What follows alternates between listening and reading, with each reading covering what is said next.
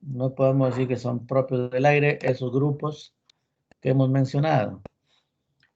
Vamos a hablar primero de los microorganismos que están en el suelo y después del agua. Y la última clase va a ser sobre todo lo que es hongos o fungi. Entonces, grupos microbianos ambientales. Hay diferentes grupos desde el punto de vista llamado de biotipos. No son grupos taxonómicos. Algunos de estos grupos pueden coincidir con sus grupos taxonómicos. Nosotros en todo el curso no hemos tocado la taxonomía porque es bastante ardua, fastidiosa y por ahora para nosotros no nos conviene e incluso no nos sirve, ¿no?, para nuestros propósitos. Dentro de los grupos microbianos que podemos encontrar en el suelo, existen un grupo llamado de las bacterias fotosintéticas, por supuesto dentro del dominio de bacteria. Dentro de estas bacterias, dentro del dominio bacteria, organismos fotosintéticos, tenemos tres grandes grupos. Hay otros grupos más, pero estos son los que predominan. Tenemos las cianobacterias, las bacterias rojas y las bacterias verdes. En este cuadro se está tratando de resumir sus características. Desde el punto de vista funcional, cómo llevan a cabo la fotosíntesis, las cianobacterias son oxinogénicas, es decir, que producen al final de todo su sistema fotosintético oxígeno. Las bacterias rojas y las bacterias verdes, al final de la fotosíntesis, no producen oxígeno, producen otro tipo de gases, incluyendo metano. Dentro de los pigmentos, las cianobacterias tienen pigmentos muy similares a los vegetales, mayormente color verde, azulado, por unos pigmentos llamados ficobilinas. Por supuesto, se encuentran también en corpúsculos, en compartimentos llamados cloroplastos, igual que el vegetal, ¿no? Pero en realidad no son cloroplastos, deberían ser cromoplastos, porque no son exactamente verdes. Son variedades del verde, ¿no? En este caso, verde azulado. Y con las ficobilinas. Las bacterias rojas y las bacterias verdes tienen pigmentos específicos que les dan esa coloración cuando están en gran biomasa y cuando ellos dan lugar a las llamadas floraciones. Recuerden que hemos hablado ya hace mucho tiempo atrás que cuando hay una gran biomasa de microorganismos se llama floración y mayormente, si recuerdan las arqueas, dentro de ellas las halofílicas extremas producían floraciones oscuras, ¿no? Aquí también las cianobacterias producen, estas de acá, las primeras, floraciones, que dada su color azulado verdoso, en gran masa pueden observarse como masas oscuras, ¿no? Las bacterias rojas y verdes también producen floraciones, pero de colores las rojas, de color similar al rojo, y las verdes de colores similares al verde, pero mayormente verde amarillento. En su forma, su morfología, las cianobacterias son unicelulares o filamentosas y también pueden ser coloniales. Más que coloniales se llaman agregados, están unidas por polisacáridos que forman una especie de cápsula. En cambio, las bacterias rojas todas son unicelulares y también pueden estar en formas coloniales no agregadas, o sea, están juntas pero no unidas entre sí. En cambio, las bacterias verdes pueden ser de forma basilar, es decir, filamentosa, largas, y están cubiertas por una única cápsula, ¿no? Que les protege. En sus movimientos, como movilidad, las cianobacterias son inmóviles o pueden ser pueden movilizarse por deslizamiento simple. Las bacterias rojas son las únicas dentro de este grupo de fotosintéticas que pueden movilizarse por flagelos. Las bacterias verdes son también, igual que las cianobacterias, inmóviles o se deslizan. ¿No? Deslizan su cuerpo mayormente por superficies lisas. De acuerdo a la fijación del CO2 en su fotosíntesis, utilizan el ciclo de Calvin, todas, ¿no? E incluso las bacterias verdes, aparte del ciclo de Calvin, puede haber un ciclo de los ácidos tricarboxílicos. De acuerdo a su alimentación, eso se llama heterotrofia, las cianobacterias tienen fuentes de alimento bastante escasos. Necesitan nutrientes, podríamos llamarlo, muy específicos, igual que las bacterias verdes. En cambio, las bacterias rojas pueden tomar cualquier tipo de alimento, ya sea orgánico o inorgánico, con carbones o a veces compuestos que no tienen carbones, y poder de ahí lograr su energía, ¿no?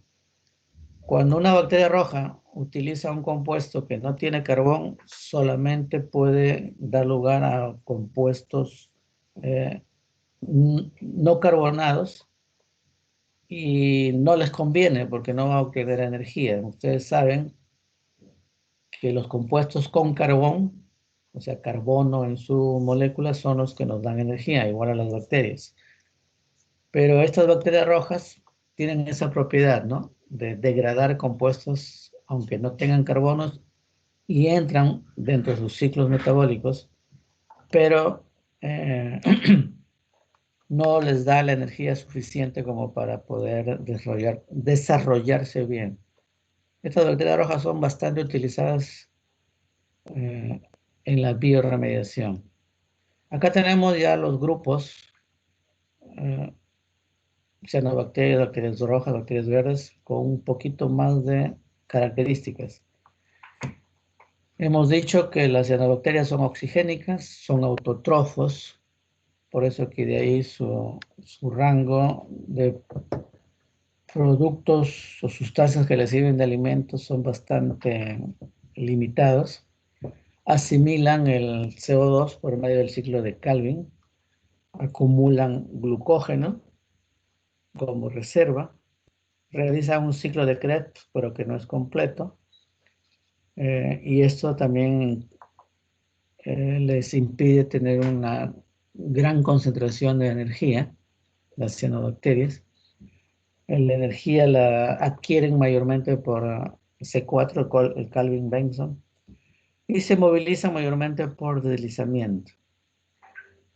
Las formas filamentosas pueden fijar nitrógeno.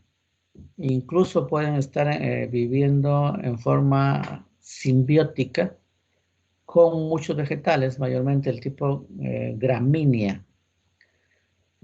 Por ejemplo, hay unas cianobacterias que se llaman anabaenas, que son las que fijan nitrógeno por simbiosis. Cuando fijan nitrógeno, tienen unos compartimentos, unos agregados en sus células que se llaman heterocistes. En ese heterociste está un conjunto de enzimas entre las que destaca la nitrogenasa, igual que se encuentra en esas bacterias llamadas Rhizobium. Dentro de este heterociste se lleva a cabo el ciclo de la nitrogenasa y ellos pueden, por eso, fijar nitrógeno, ¿no? Además, dentro de esos heterocistos también se puede llevar a cabo por la presencia de pigmentos de ficobilina la fotosíntesis y fijación de CO2, ¿no? Causan eutrofizaciones, es decir, la gran cantidad en un ambiente mayormente acuático de cianobacterias puede causar las llamadas contaminaciones biológicas. Y también, como hemos dicho, dan lugar a las floraciones, ¿no? Acá hay algunos géneros sin heterocistes, o sea, normales, podríamos llamarlo, oscilatorios, pirulina.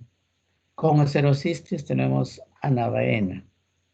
Recuerden, estos con heterocistes tienen también la capacidad de fijar nitrógeno.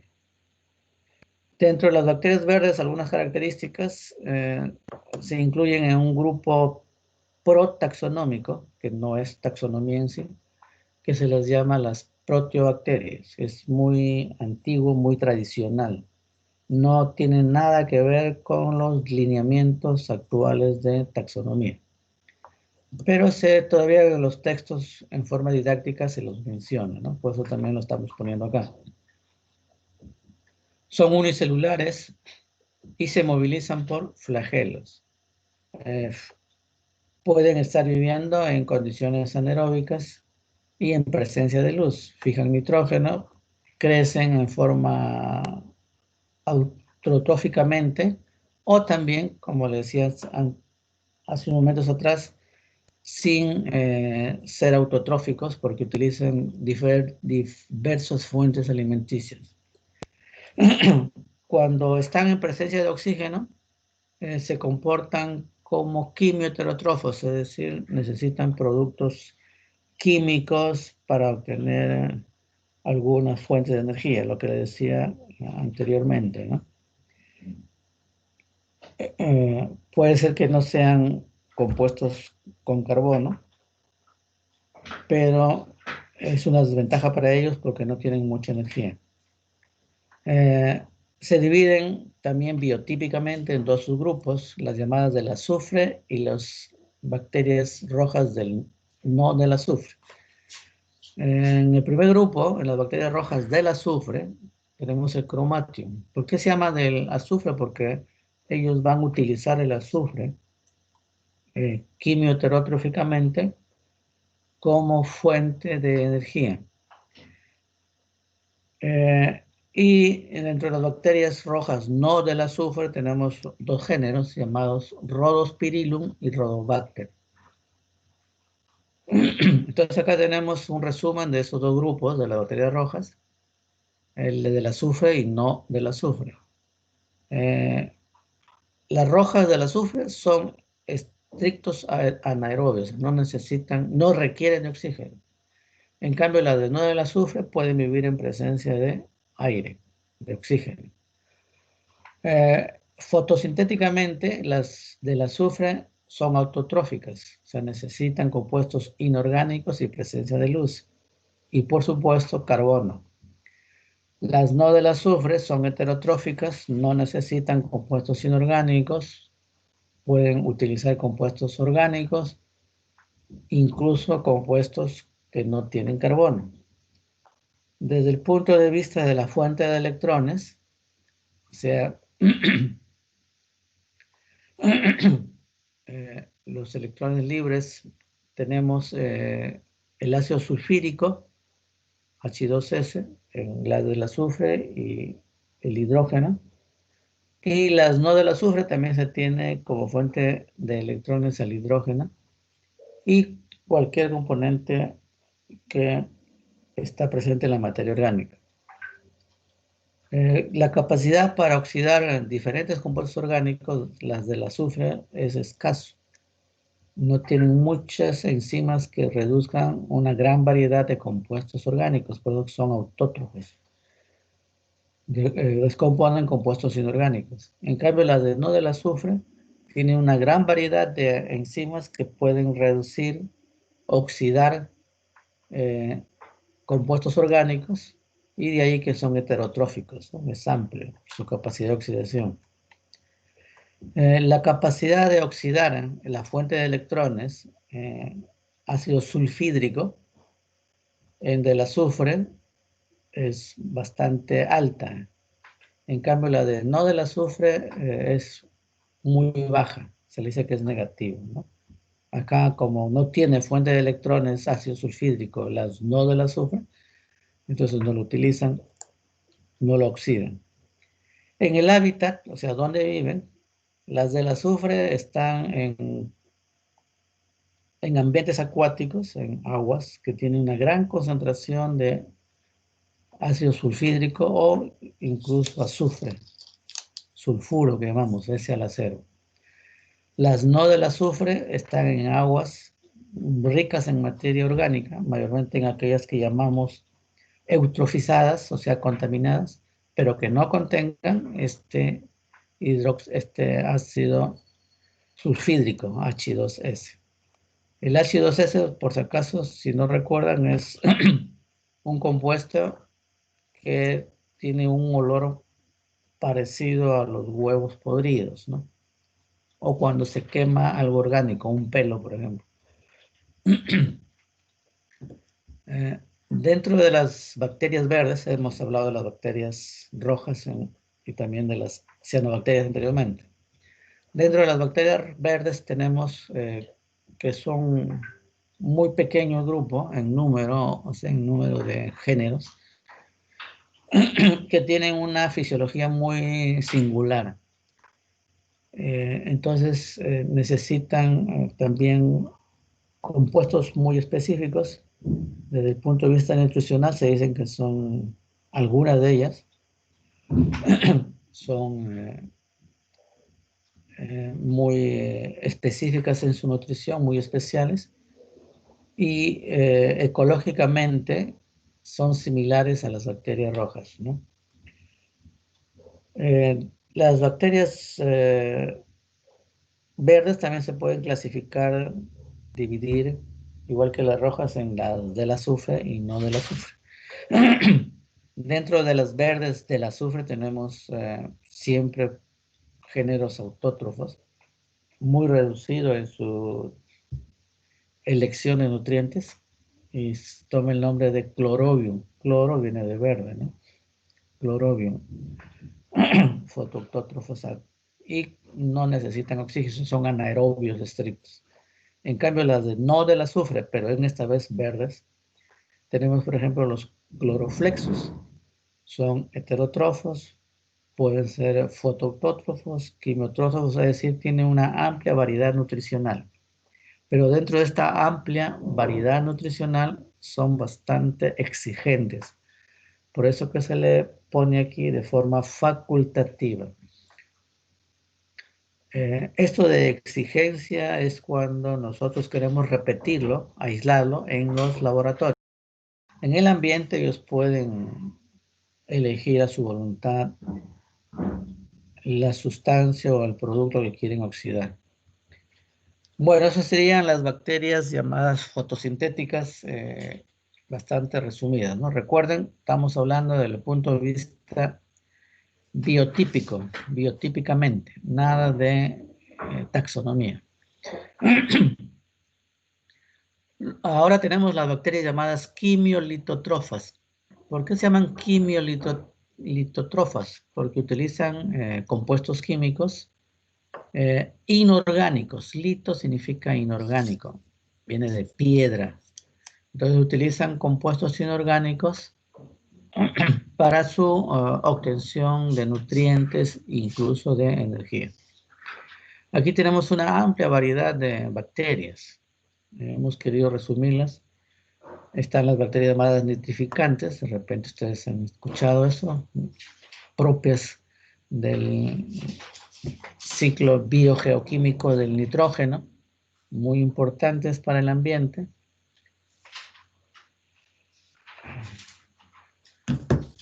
Tenemos oxidadoras del azufre, tenemos bacterias que reducen y oxidan a su vez el hierro, y en este caso de estas últimas bacterias, incluso también las otras nitrificantes de azufre, son importantes en la minería biológica o biominería, ¿no? Que ya tiene unos 20, 25 años de utilización.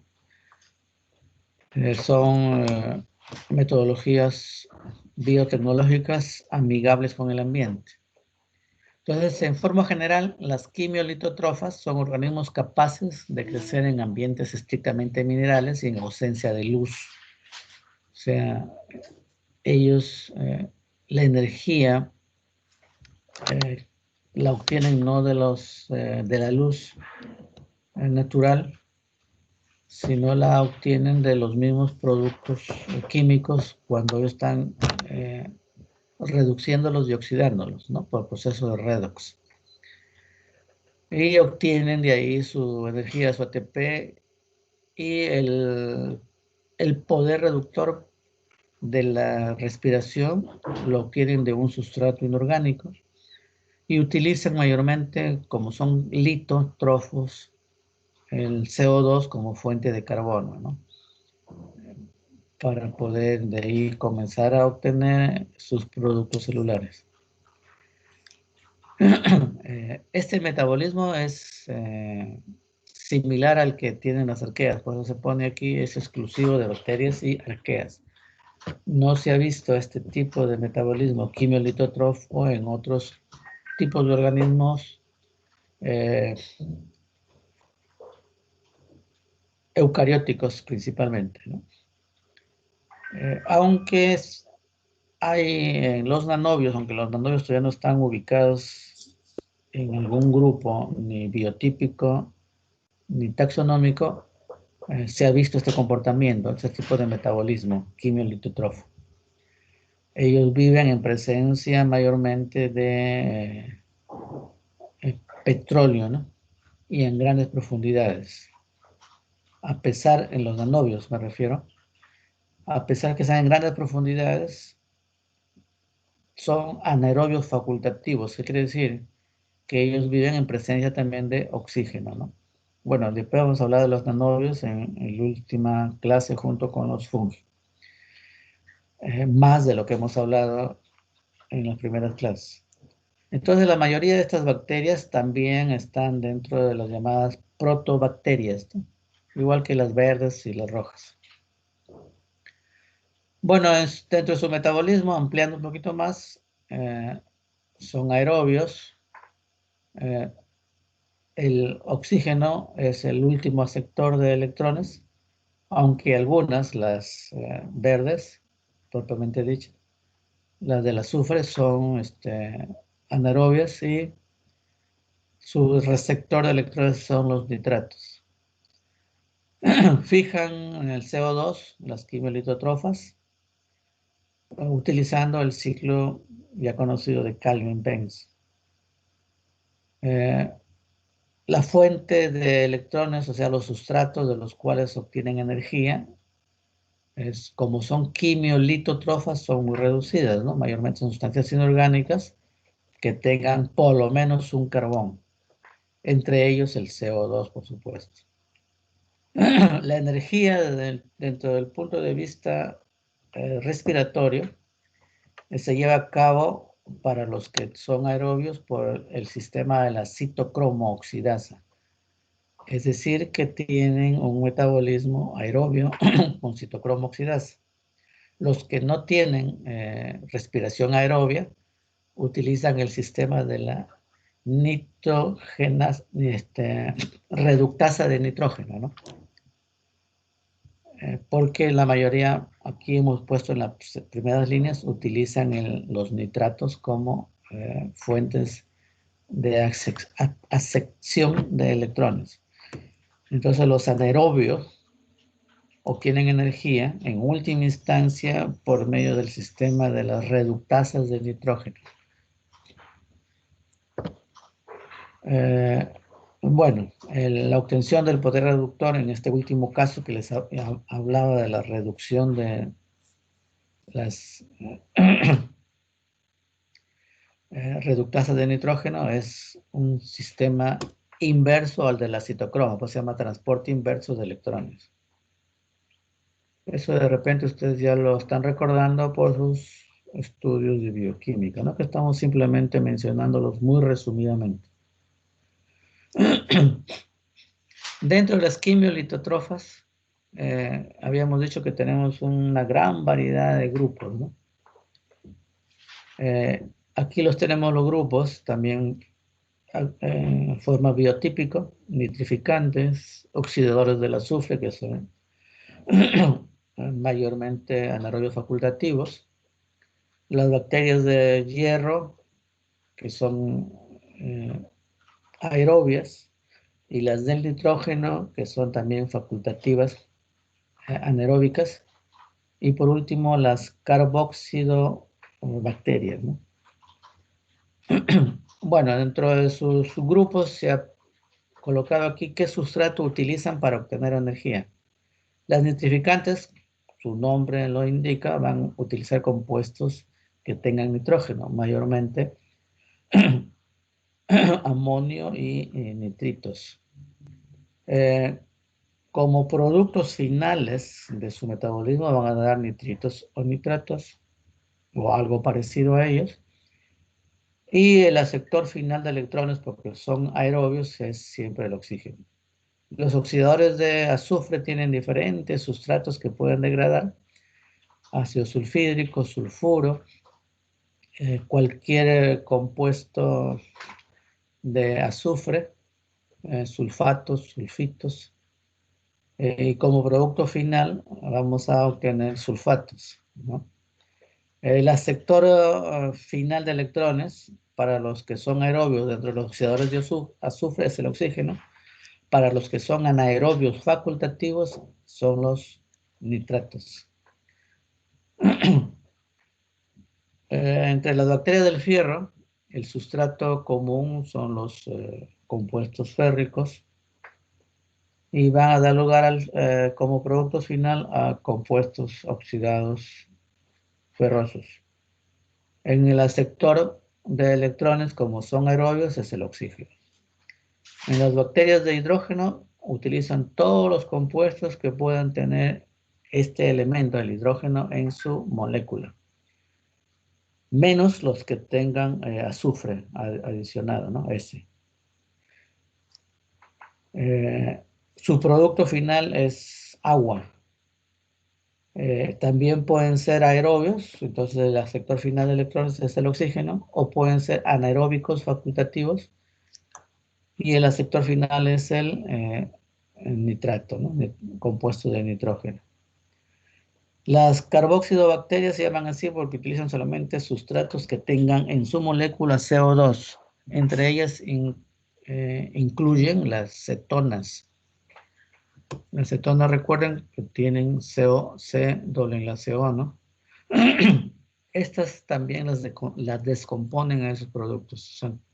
En este caso, solamente en ese caso, dejan de ser quimiolitotrofos porque las cetonas son orgánicos. Son heterotróficos en este caso, ¿no? Pero son muy raras estas bacterias. Su producto final, el CO2, incrementan este gas en el ambiente. Y el aceptor final, como son aerobias, es el oxígeno. Entonces es un cuadro resumido de los productos que utilizan estas bacterias. Bueno, aquí tenemos un poco más sobre esas bacterias. Las nitrificantes llevan a cabo ese ciclo que les había mencionado del nitrógeno, el ciclo biogeoquímico, y llevan a cabo la oxidación del amoníaco a nitrito y del nitrito a nitrato. Se llama nitrificación, ¿no? Lo que se produce en este ciclo biogeoquímico del nitrato. Hay dos grupos metabólicos. Los que llevan el amoníaco a nitrito son los nitrosomonas, nitrosococcus, y los que llevan el nitrito a nitrato, nitrobacter, nitrococcus, nitrospiras. Los más representativos, porque hay muchos más, por supuesto. ¿Dónde viven normalmente? En cualquier sitio que ellos puedan encontrar estos compuestos, mayormente amoníaco, incluso amonio, ¿no? Puede ser no solamente NH4, sino también otros compuestos que tengan nitrógeno. Estos se encuentran ¿dónde? En los suelos, en las aguas dulces, marinas, en sistemas acuáticos contaminados, ¿no? Por eso se encuentra también en los tratamientos de residuos sólidos, en lo que nosotros llamamos compost, tanto sólidos como líquidos. Estos bichitos son muy importantes porque van a eliminar mayormente los nitritos de las aguas residuales. Porque si hay nitritos en aguas residuales y estas entran a tratamiento, el nitrito puede pasar el tratamiento, puede saltar el tratamiento, puede llegar a las aguas que podrían llegar a consumo humano y es muy peligroso, ¿no? Causa daño significativo en los sistemas funcionales de los mamíferos. Acá tenemos los problemas que puede causar el nitrógeno en las aguas, mayormente el nitrito. Causa contaminación o se llama eutrofización.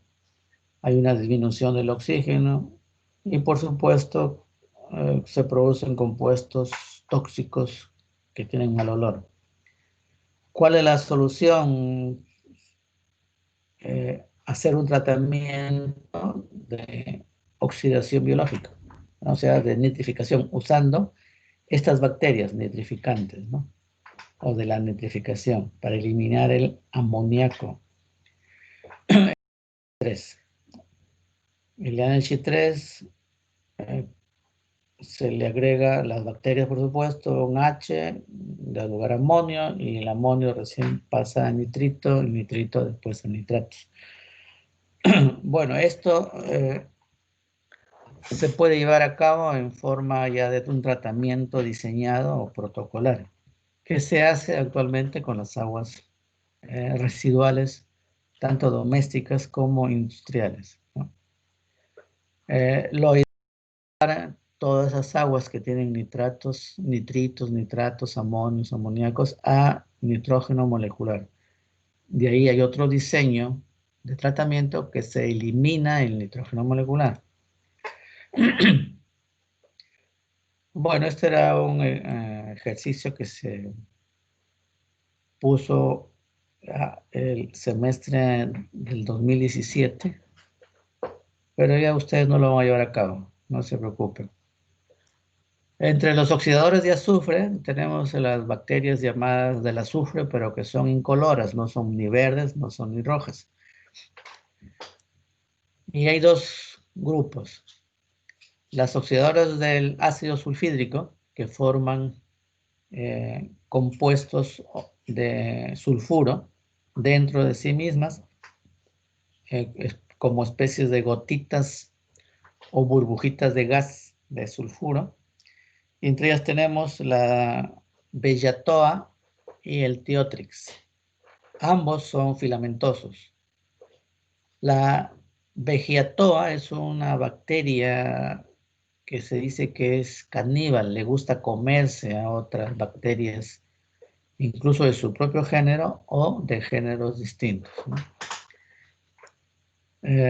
Pero son bastante importantes porque eliminan este ácido sulfídrico, que tiene un olor bastante desagradable, del ambiente. Las bacterias oxidadoras de ácido sulfídrico, pero que forman depósitos de sulfuro o de azufre fuera de ellas, o fuera, es decir, en el exterior de las células. Entre ellas tenemos dos géneros que son los tiobacillus y las tiomicrospiras.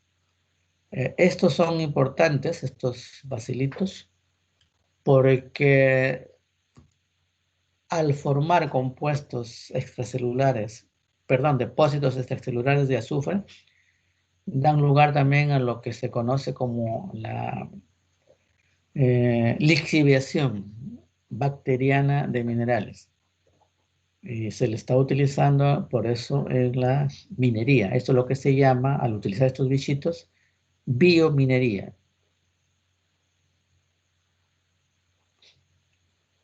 ¿Dónde viven? Mayormente en todo lo que sea sedimentos acuosos o acuáticos.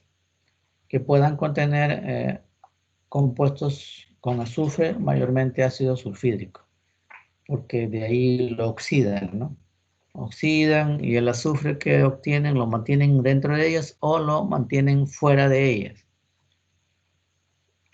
Puede estar en los suelos ácidos, en manantiales ácidos, pueden ser en aguas termales, pueden ser en las llamadas chimeneas negras que se supone están cerca de sistemas volcánicos. Puede estar también en los drenajes de las minas, ¿no? Mayormente las oxidadoras de ácido sulfídrico que forman depósitos o compartimentos fuera de ellas. ¿Cuál es la importancia biológica o biotecnológica? Mayormente del segundo grupo, de los que forman depósitos azufrados fuera de ellas, porque se utilizan en la llamada biominería y biolixiviación, ¿no? En la solubilización de metales mediadas por microorganismos. Mayormente cuando hay minerales como cobre y uranio, ¿no? Siempre el cobre puede estar unido al azufre, no sé si se acuerdan ustedes de la cobalita, por ejemplo. El uranio también. Si estos bichitos utilizan el azufre y lo mantienen fuera del azufre, van a purificar el cobre o también el uranio, que va a estar ya aparte, y no dentro del depósito, sino aparte del depósito en forma pura. Pues se llama solubilización o purificación del cobre, ¿no?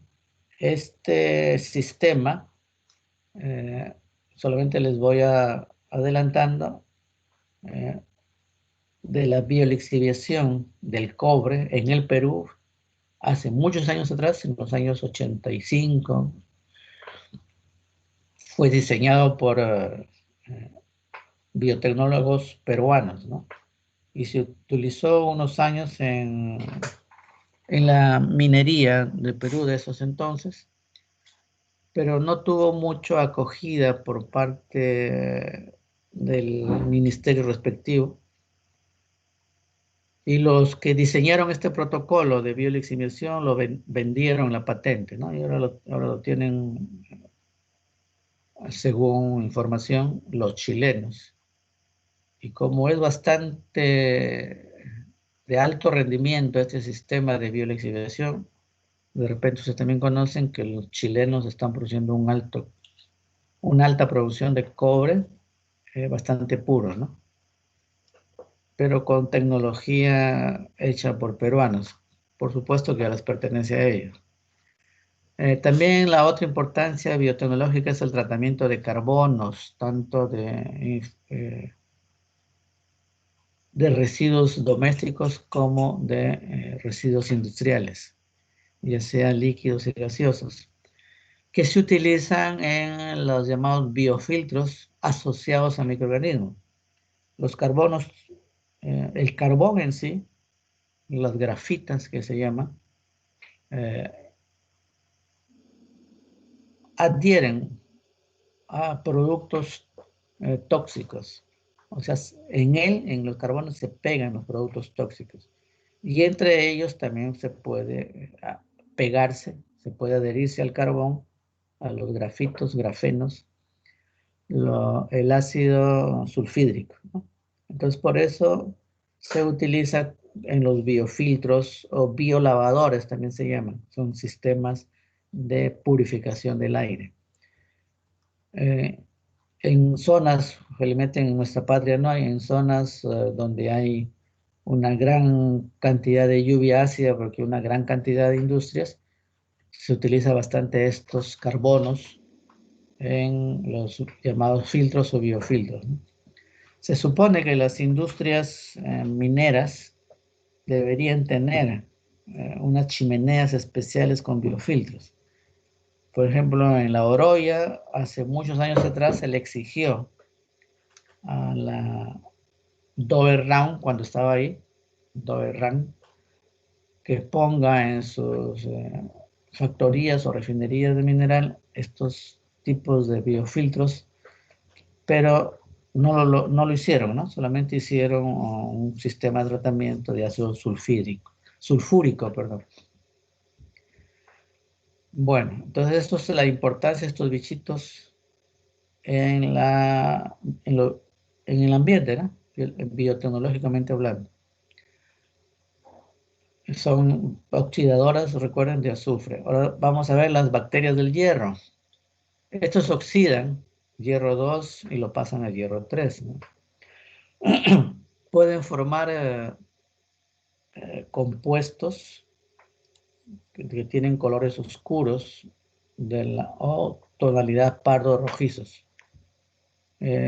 Nosotros vemos mayormente esto cuando dejamos metales, clavos, fierros en el ambiente y después vemos que se ha formado el óxido, que es de color oscuro, rojizo oscuro, ¿no? Incluso si usted lo lavan un fierro, un clavo, lo lavan con agua, por supuesto, van a obtener un líquido rojizo, ¿no? Aparentemente lo vemos nosotros negro, oscuro, marrón, ¿no? Eh, Esos son los óxidos que producen las bacterias del hierro.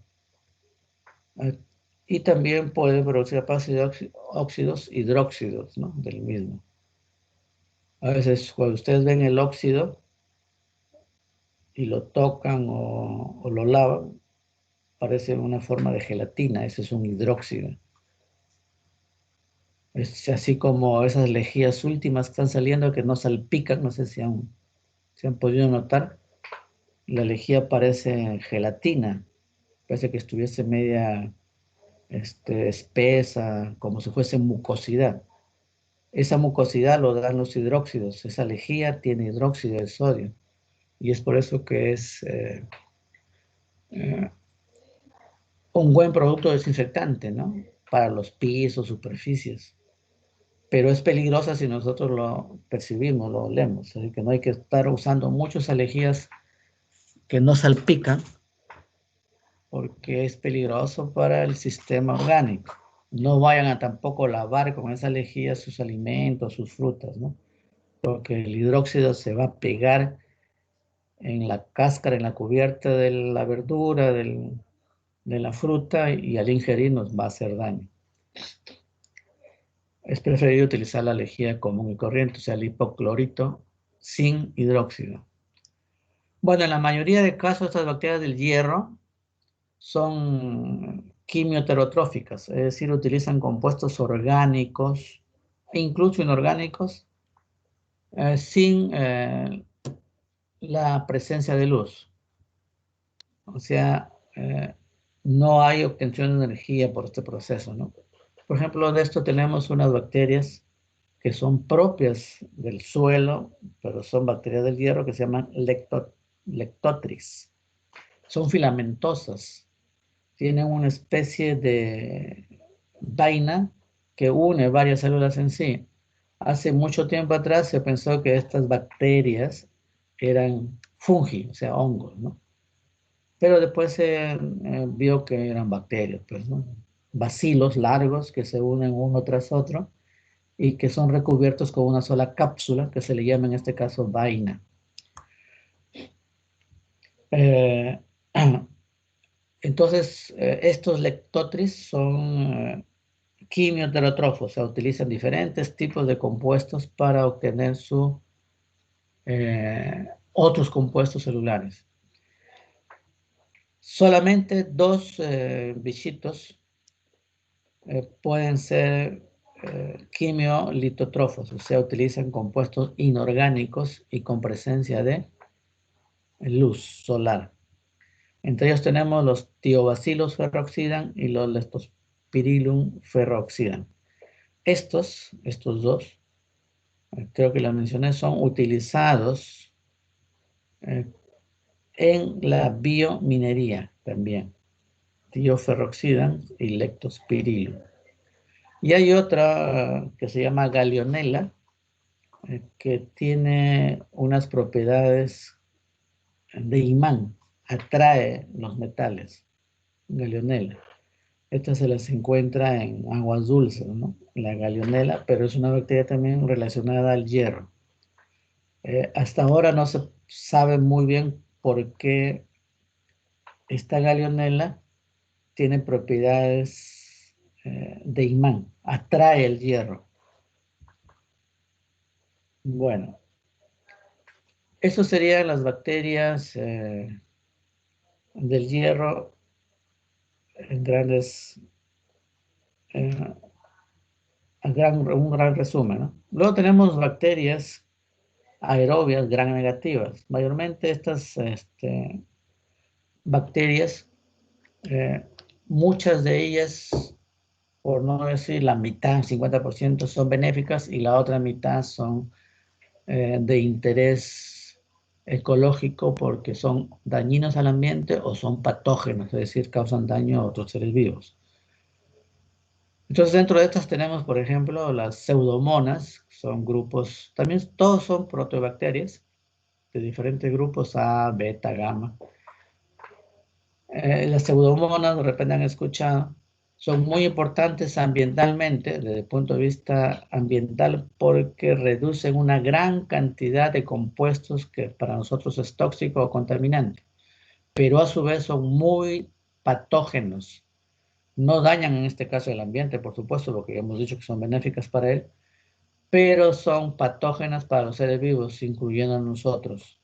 Son uno de los géneros más recalcitrantes, por decir, difíciles de eliminar utilizando los antibióticos que conocemos actualmente.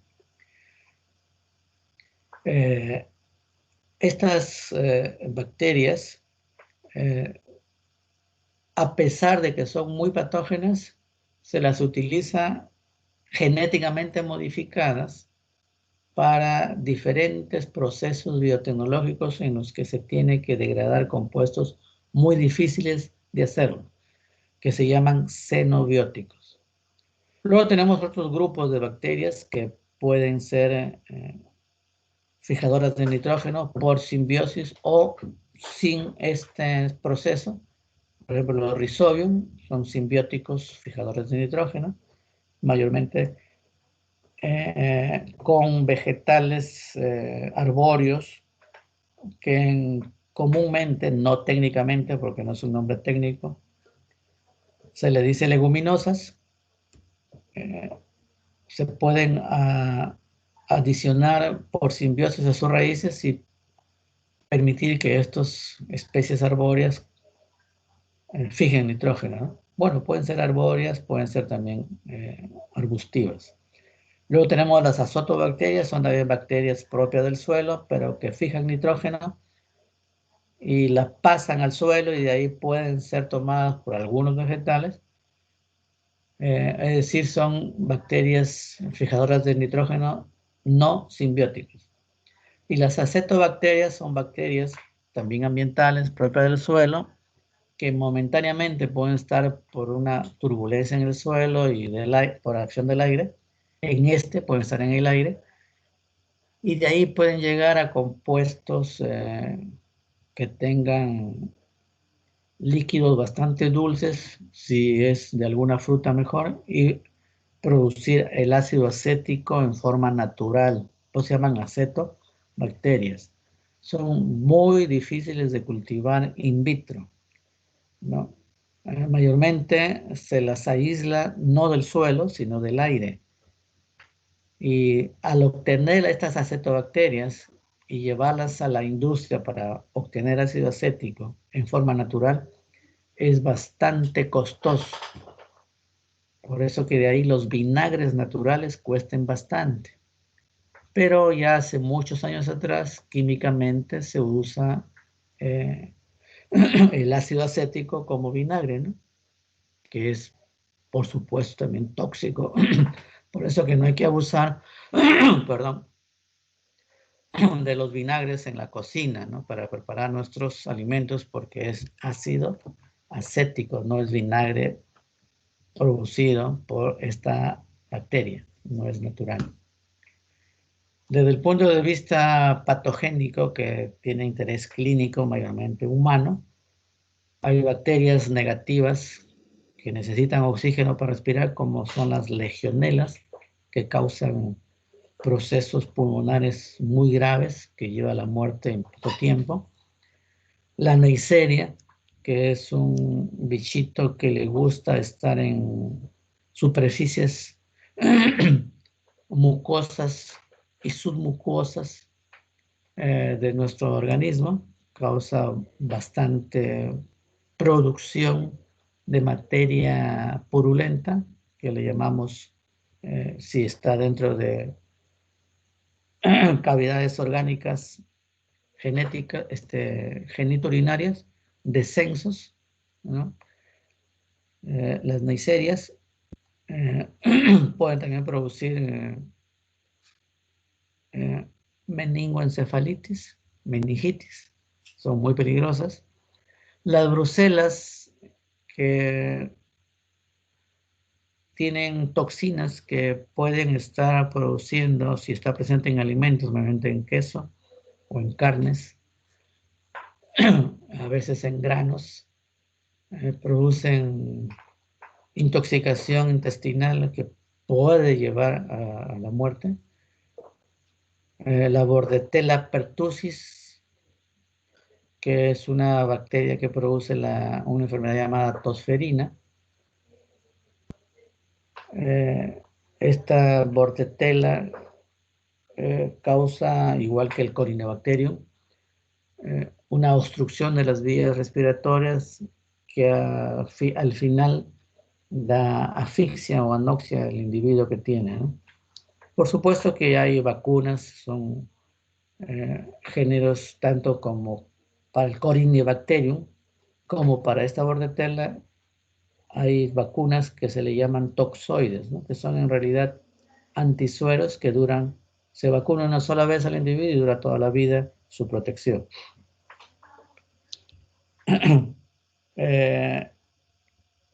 Tienen metabolismo aerobio, es decir, que utilizan la citocromo oxidasa y además esto se transfiere a otra enzima que se llama la catalasa. Se llama catalasa porque degrada los peróxidos, o sea, el agua oxigenada, ¿no? Son móviles porque tienen algunos flagelos, ¿no? Muy pocos de estos son inmóviles o se deslizan, ¿no? La mayoría son flagelos y los flagelos son alrededor de todo su soma, de todo su cuerpecillo. Son periflagelares, ¿no? Todo su cuerpito, su cuerpecillo, porque no tienen cuerpo, o soma, están rodeados de flagelos que le permiten el movimiento. Recuerden que son bastante peligrosas estas géneros que he mencionado, incluyendo la primera, la pseudomonas, ¿no? Que a pesar que es benéfica al ambiente, es patógena o de interés clínico para los humanos. Estas bacterias, por ser heterotróficas, oxidan cualquier tipo de componente orgánico y lo utilizan como fuente de carbono y fuente de energía, no necesitan la luz solar. Bueno, se dice que están distribuidas en grupos no taxonómicos, sino protaxonómicos, se llaman así, que son las proteobacterias, que a su vez se dividen en alfa, beta y gamma, ¿no? En esos grupos protaxonómicos están estas bacterias. Bueno, aquí hablamos de las pseudomonas porque son especiales para el ambiente. Ya hemos dicho que degradan la gran mayoría de compuestos extraños a la naturaleza. Estas pseudomonas las degradan. Tienen una gran variedad de enzimas, ¿no? Que fácilmente son inducidas. Muchas bacterias, se dice que todos los organismos, incluyendo nosotros, llevamos todas las enzimas que nos permite degradar todo tipo de compuestos, sino que están encriptados o ocultos. Y tiene que haber un inductor que permita que esos genes que producen las enzimas se activen y produzcan enzima, ¿no? En muchos organismos no hay esos inductores o no aparecen esos inductores y por eso que esas enzimas permanecen ocultas. En cambio, en las pseudomonas, estos genes que permiten la síntesis y la expresión de estas enzimas que le permiten degradar cualquier tipo de compuesto que se encuentre en el ambiente son fácilmente inducidos. Y es por eso que se usa este género de pseudomonas para los procesos de degradación biológica o bioremediación. Incluso, como les mencioné hace un momento atrás, hay pseudomonas ya manipuladas genéticamente. Se les ha puesto a la pseudomona otros genes, que puede ser de la chericha, puede ser de otros bichitos que se llaman Enterobacter, incluso el mismo vibrio, para que tengan más amplia acción sobre productos contaminantes. Estas pseudomonas, que pertenecen a una familia Pseudomonadaceae, son gram negativos, son aerobios por supuesto, y se movilizan porque tienen flagelos en un polo, solamente en un extremo. Tienen un penacho de flagelos, o algunos tienen un solo flagelo, o sea, son monoflagelares. Pueden estar en dos grupos de las protaxonómicos proteobacterias, el grupo beta y el grupo gamma. En el grupo beta se tiene el orden llamado Burkholderia-Riales, un poquito difícil de pronunciar, Burkholderia-Riales, que hay dos familias, las Burkholdereláceas y las Comononadáceas, ¿no? Antes eran todo un solo grupo o orden de las pseudomonadales, pero se le ha, ahora ya, bueno, hace un tiempo atrás, ya casi 30 años, se le ha dividido, no estrictamente taxonómico, sino pues ese protaxonómico en estos dos familias dentro de un nuevo orden. El género Burkholderia, que antes era la Pseudomonas cepacia, ahora es Burkholderia cepacia. Pero en términos académicos o tradicionales, incluso dentro de los protocolos de bioremediación, se le sigue llamando Pseudomonas cepacia. Dentro de las comomonadáceas tenemos las comomonas, que también viene a ser una pseudomonas, ¿no? Pero ahora se le llama comomonas. Estas comomonas, por ejemplo, tenemos la versátil, que viene a ser la pseudomonas versátil, la versicolor, etcétera, pero simplemente que se le ha cambiado el nombre, ¿no? Genéticamente, todos son el mismo bicho. Aquí estamos hablando, recuerden, biotípico. ¿Qué es biotípico? Las características bioquímicas de cómo se alimentan, ¿no? Entonces, por eso decía, para que nos quede presente, que estas protobacterias alfa, gamma, beta, lo que sea, no son estrictamente taxonómicos, son protaxonómicos, porque ahora la taxonomía es genético, que todavía no lo presentamos en forma académico-didáctica porque es bastante pesada. Dentro de esta familia de las comamomonas también están los Spherotilus y los Lectrotics. Los Spherotilus son un tipo de pseudomonas que siempre es llamado Spherotilus, que les gusta estar en ambientes acuáticos y forman especies de películas, se llaman biofilms en inglés o biopelículas, que es tanta la biomasa que forman que obstaculizan el paso del agua. Si es que estos Spherotilus se encuentran, por ejemplo, en las tuberías de paso de agua o en las mismas tuberías de desagüe y forman una gran cantidad de biomasa que parece una gelatina espesa, va a obstaculizar el paso del agua o el paso de los agua de drenaje, ¿no? De residuales. Entonces en este caso, los esferotilios causan perjuicio, ¿no? En el transcurrir del agua, ya sea agua que llega a nosotros o el agua de desagüe. Y los letroques que son netamente propios del suelo. Eh, los rodos vesicales, hay otro orden, rodos vesicales.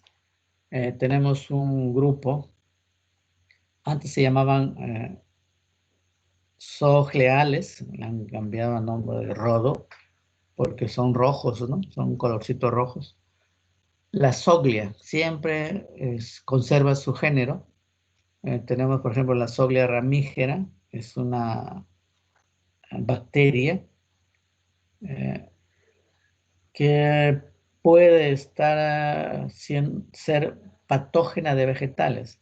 Produce necrosis de la célula vegetal, mayormente en gramíneas, y forma una especie de gelatina negruzca o pardo o marrón, ¿no? Porque son medio rojizas, marrones, pardo rojizas, que cuando vemos, por ejemplo, un maíz, le sacamos lo que llamamos las pancas y lo vemos que está, decimos, aparentemente podrido y con una gelatina marrón oscura, ¿no?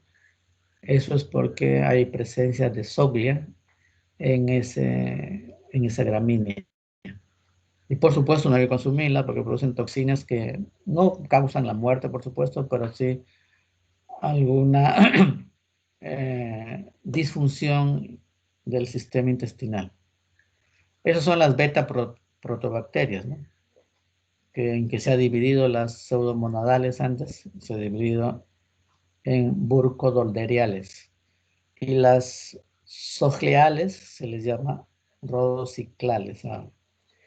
Y ya tenemos las gamma protobacterias, que son las netas pseudomonadales, en la que están las pseudomonadáceas, la familia, siempre conservan su nombre, y el género, que siempre se conserva como pseudomonas. Y aquí tenemos la gran variedad de pseudomonas, la pseudomona pútida, eruginosa, las pseudomonas solanáceas, solanaceae, etcétera, que son patógenos y a su vez son bioremediantes, ¿no?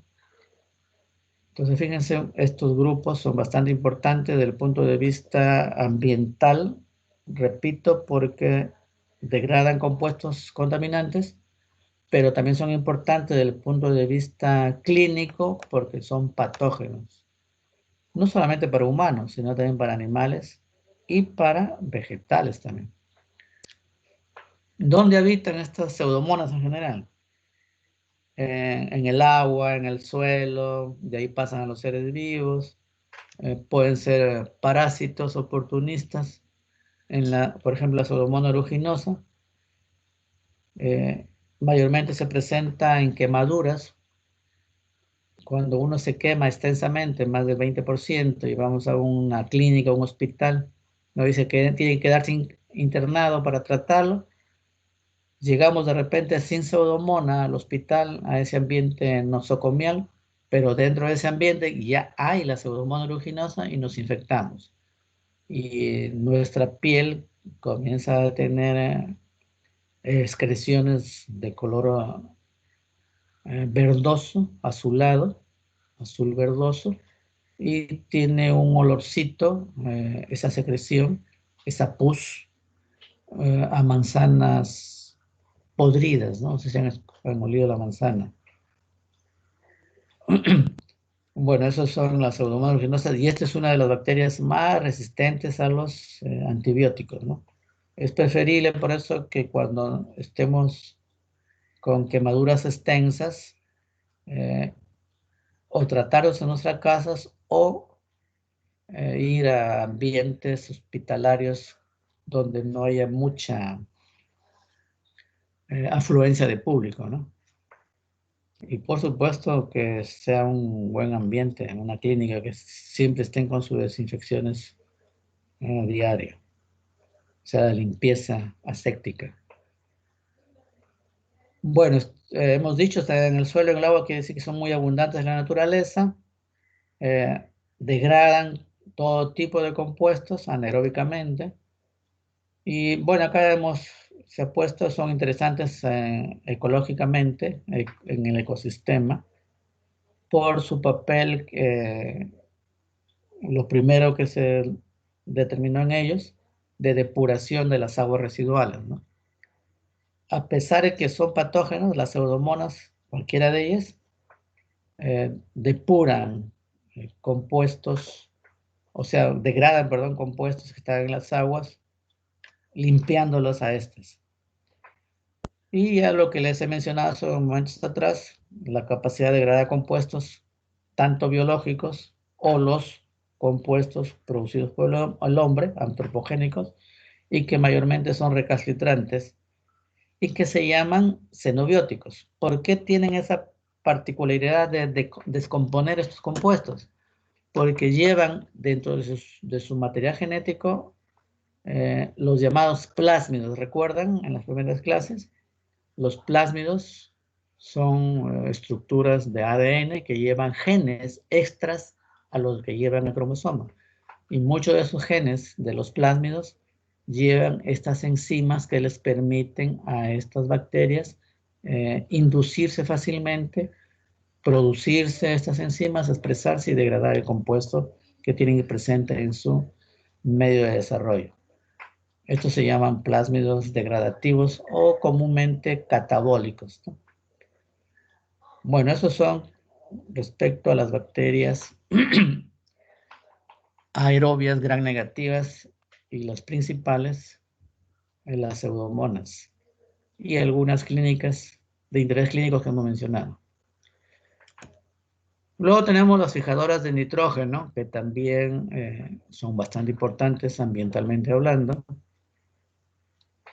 que hay algunas de ellas que fijan nitrógeno, pero que son patógenas para vegetales mayormente. No son quimioteróficas aerobias, también son gram negativas. También tienen flagelos en un ambiente, en un polo, en un extremo, o pueden ser que tengan en todo su cuerpecito. Toma,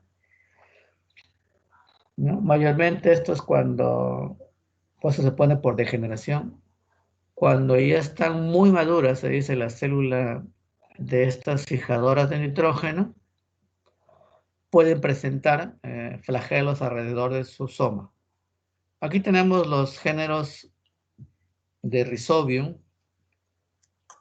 Bradyrhizobium, Azorhizobium, hay otros que se llaman Levorhizobium, que fijan nitrógeno por simbiosis, ¿no? Ya hemos mencionado hace momentos atrás.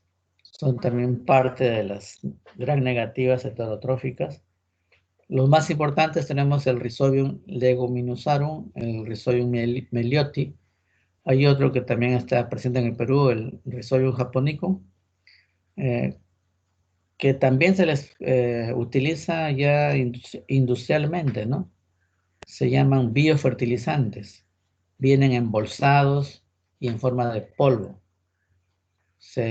Esa bolsita en forma de polvo está constituida de miles de millones de bacterias de cualquiera de estos géneros de Rhizobio. Se disuelve en agua simple y se agrega a los cultivos donde hay leguminosas, frijoles, inclusive arbustivos, para ayudar a fijar nitrógeno en estos cultivos y mejora, por supuesto, la producción. Pero también había dicho que hay géneros patógenos, mayormente para vegetales. Y tenemos el Agrobacterium tumefaciens, ¿no? Estos realmente no fijan nitrógeno por medio de la nitrogenasa, sino que utilizan al vegetal que invaden para fijar nitrógeno, o sea, obtener el nitrógeno y engañan, por llamar de una forma, al vegetal, a la célula parenquimática, que están atrayendo el nitrógeno, pero en realidad no lo hacen, ¿no? Pero están dentro de las bacterias de nitrógeno. porque ellas necesitan el nitrógeno, que engañan a la bacteria que le está obteniendo para ella, pero lo obtienen para sí mismos, para sus propios proteínas. El proceso que estos bichitos hacen, por decirlo de una manera, para obtener por ese engaño a la célula parenquimática el nitrógeno, todavía no está muy dilucidado. Lo que es importante es que estos bichos producen tumores en los vegetales, que se le llama agallas. Y es porque llevan también un plásmido llamado TI, que significa inducción de la tumoración, que produce enzimas que da lugar al excesivo crecimiento de las células eh, vegetales y da lugar a estos tumores, ¿no? Entonces se llama agallas. Y por supuesto, está impidiendo la normal fisiología o funcionamiento del vegetal. Es muy común en las solanáceas, entre ellas la papa. Este agrobacterium hace muchos años en el Perú causaba muchos problemas. Ahora ya es muy poco el problema que causa porque hay semillas de papa genéticamente modificados que tienen ya al agrobacterium dentro de ellas, pero también modificados genéticamente. Tienen un plásmido T que ya no produce el excesivo crecimiento de las células, sino que más bien las protege de otros agentes, incluyendo virus, que puedan invadirla a esa papa, ¿no? A esa semilla de la papa. O inclusive tenemos también, se obtiene en el comercio, el agrobacterium modificado, que se agrega, se cultiva, por ejemplo, tomate o la misma papa, se agrega al terreno la bacteria agrobacterium, y esta agrobacterium impide que las agrobacterium nativas patógenas ingresen a ese vegetal. O sea, es como una vacuna, ¿no? Si podemos decir así. Y aparte de eso, el agrobacterium está llevando genes que impiden también el ingreso de virus, ¿no? Porque la papa anteriormente, al menos en el Perú, eh, era plausible de presentar diferentes infecciones, ¿no? Todavía las presenta, por supuesto, ya, pero en bajo número. Y eso lo han hecho, aunque parezca mentira, los mismos peruanos. En el Centro Internacional de la Papa, que es un centro de investigación internacional, ha modificado genéticamente estos bichitos, incluso estas papas modificadas genéticamente, ¿no? Que no tienen ningún tipo de daño para la producción ni van a producir en el futuro contaminación biológica porque ya tienen más de 30 años casi utilizándose en el Perú, ¿no? Sin ningún problema. Bueno, entonces, ¿qué es lo que se modifica en la bacteria Agrobacterium? El plásmido T. Como es pequeño, es un segmento de ADN con unos cuantos genes. Entonces, el plásmido T se le modifica, se saca la porción, por llamarlo así, que causa el daño y se le coloca una nueva porción que mayormente protege al vegetal. Eso es lo que se llama ingeniería genética, ¿no? Y eso es lo que se ha hecho acá en el Perú. Bueno, ¿qué habíamos puesto acá? Dice revisar para el examen, paso, proceso de interacción. Bueno, eso no, será para los próximos que lleven, la segunda vez. Bueno, las otobacterias son otros tipos de bacterias fijadoras de nitrógeno. Estas sí, igual que la Rhizobium, pero en diferencia a la Rhizobium, no son simbióticas.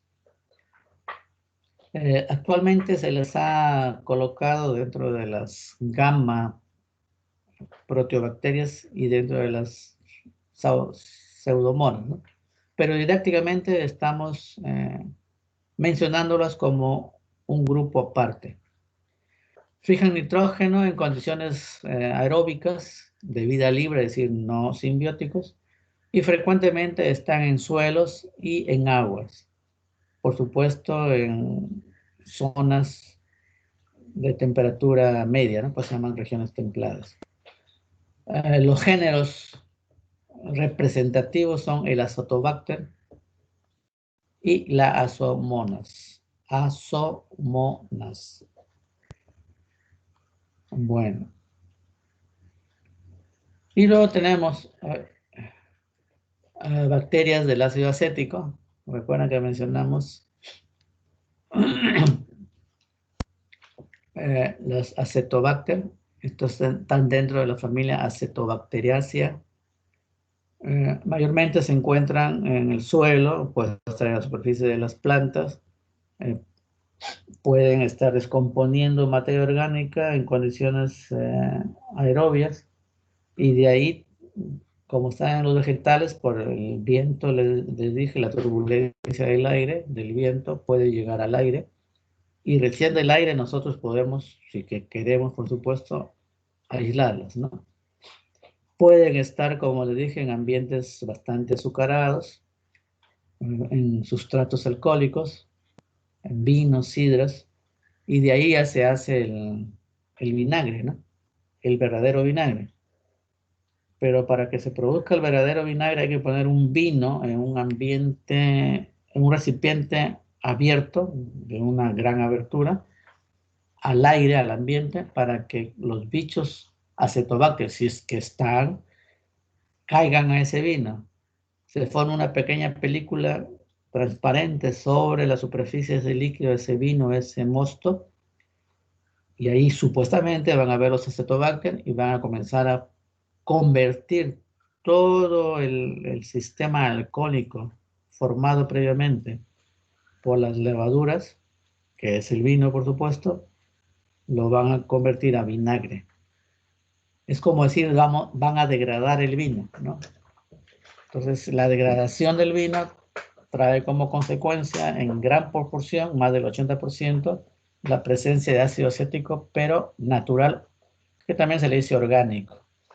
Este proceso que le estoy describiendo muy brevemente, abuelo de pájaro, es bastante fastidioso, arduo, difícil y costoso. Por eso les dije que casi no se utiliza vinagre natural, ¿no? Bueno, los géneros que producen este vinagre natural, los más representativos, tenemos el Gluconobacter y el Acetobacter. Y por último, mencionamos nuevamente, pero un poquito más, los géneros de bacterias que causan enfermedades. Legionella neumófila causa una enfermedad llamada el mal de la legión o legionelosis, que produce una infección muy terrible de los pulmones. Se les llama también neumonías atípicas o extrahospitalarias, porque la mayoría de neumonías comunitarias o extrahospitalarias se producen dentro del hospital, aunque parezca mentira. ¿Sí? ¿Alguien quiere preguntar?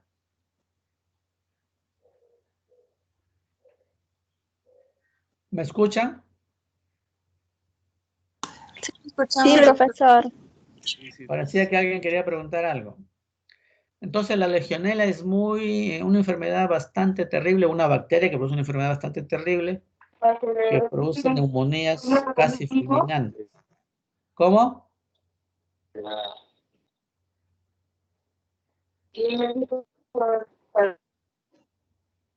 Bueno, estas son aerobias, pueden estar en el agua también,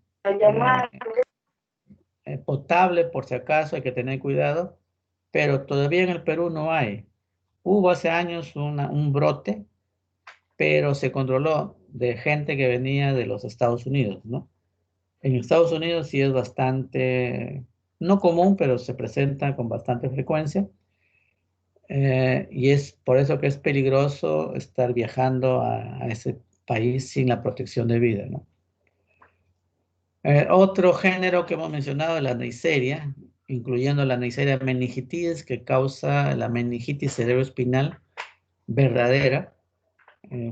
terrible, 2, 3 días nomás dura el paciente, fiebres muy altas, que destruye todas las proteínas orgánicas y el paciente muere. Los pocos que se pueden recuperar de esta meningitis quedan con daños neurológicos severos, ¿no? Y también hay otra Neisseria gonorrea que causa infecciones del sistema urogenital o gonorrea que causa descensos bastante abundantes en algunas veces, ¿no? Es peligroso no solamente porque causa estos descensos, sino que puede provocar fibrosis y en última instancia cánceres, neoplasias, no solamente en, en las damas, sino también en los varones, por si acaso. La brucela, que es otro género gran negativo, cocobacilar, es bastante peligroso porque puede estar produciendo las llamadas fiebres ondulantes o altas y la fiebre llamada de Malta. Mayormente esta brucela puede ser igual que otra bacteria llamada Leptospira, ser diseminada por roedores y por legomorfos, o sea, los conejos, ¿no?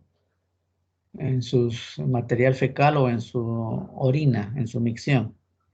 Eh, y puede, si hay algún alimento por ahí, mayormente tipo grano, contaminarlo y cuando se procese el alimento, el bichito no muere por el proceso de calor, porque mayormente es hervido, sancochado, que llamamos, y podemos ingerirlo, ¿no?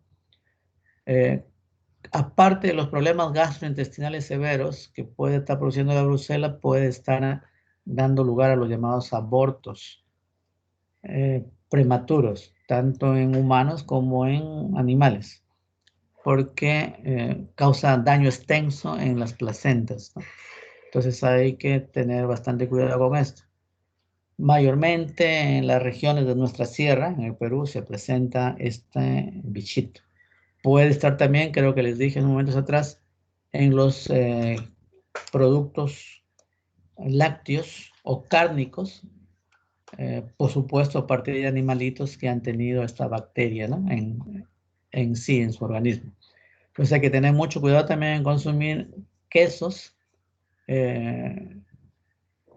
domésticos, artesanales, porque no pasan el proceso de esterilización a altos grados de calor, ¿no? Los procesos térmicos convencionales. Por supuesto, si es un queso, por decirlo, de un animal que no tenía ningún síntoma, no tenía ningún problema, se puede consumir, pero tendríamos que preguntar, ¿no? ¿De dónde viene ese queso? Y las bordetelas, que es el agente, ya les había dicho, de la tosferina, que es igual que otro que se llama Corynebacterium, difteria, que causa la difteria, son bacterias que hace años atrás causaban mucha muerte porque producían anoxia, asfixia. Producen la pertussis, la bordetela y la Corynebacterium incluso, una pseudomembrana que obstaculiza el paso del aire por la laringe. Entonces el individuo muere ahogado, ¿no? Con tos, porque no puede respirar, muere ahogado, pero felizmente ahora ya hay vacuna, ¿no? Antes para la tosferina se tenía que meter el dedo dentro de la garganta y hacer que el individuo tosa o vomite para botar toda esa pseudomembrana que estaba ahí adentro y simplemente darle bebidas calientes y hacer que el mismo sistema orgánico se recupere, ¿no? Y es por eso que muy pocos sobrevivían. Ahora esta bordetela está junto con la Corynebacterium en una vacuna llamada trivalente, que también tiene al Clostridium tetani. En realidad no es una vacuna propiamente dicha, sino que se llaman toxoides, es decir, son venenos, antídotos. En esta vacuna trivalente que nos ponen cuando somos pequeños, está el tétanos, el Clostridium tetani, la difteria, Corynebacterium difteria, y la tosferina, que es la Bordetella pertussis, ¿no? Que produce inmunidad permanente por toda la vida.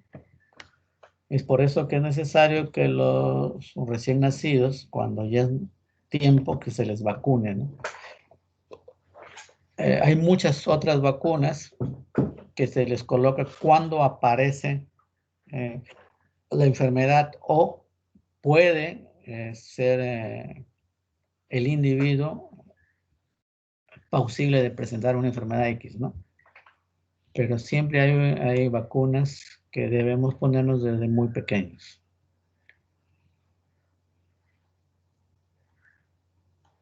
Bueno, y luego tenemos las bacterias gram negativas anaerobias, facultativas. Fíjense, todas estas bacterias que estamos hablando están en el suelo. Y de paso también están en el agua, ¿no? Porque el suelo, por escorrentías, llegan al agua y permanecen en el agua.